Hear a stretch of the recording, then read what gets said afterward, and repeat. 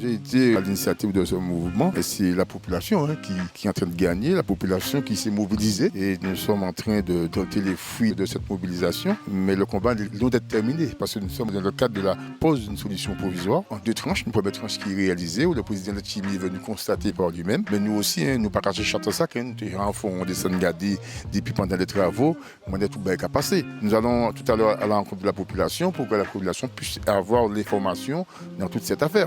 Mais le combat est loin d'être terminé parce qu'il y a la solution pérenne, la solution définitive qui est en étude. Donc, le président va en parler certainement devant la population tout à l'heure, au siège de l'Océanique.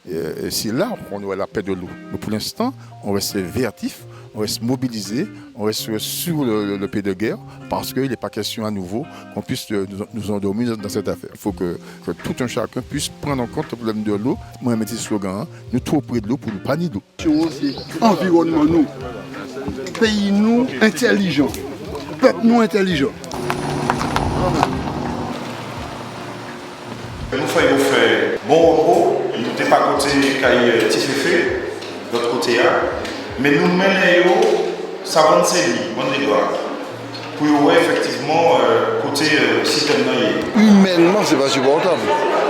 Et en gros, c'est la zone où on produit le plus d'eau. Et paradoxalement, c'est la zone où les gens n'ont pas d'eau. Il fallait absolument arrêter ça. C'était prévu que je fasse une visite pendant le chantier. On a voté des sommes à l'Assemblée de Martinique, à ma demande, très clairement, parce qu'il y a une population en très grande souffrance depuis très longtemps. Il fallait prendre deux décisions. Une solution d'urgence, solution provisoire, en changeant les tuyaux troués sur environ 1,3 km, et puis une deuxième tranche aussi qui viendra de 600 mètres. D'ici la fin du mois de mars, et tout sera posé, on va améliorer le débit d'eau pour les familles de handicapées. Et puis une solution définitive, avec une phase d'étude qui va s'engager là, puisque les bureaux d'études sont en train d'être choisis, sur une durée de 2 à 3 ans de travaux. Ce que je cherche, c'est réparer les casses comme Séguino, Saint-Jacques, Moncapo, le Galion, mais en même temps avoir une vision, un objectif. La vision et l'objectif, c'est quoi?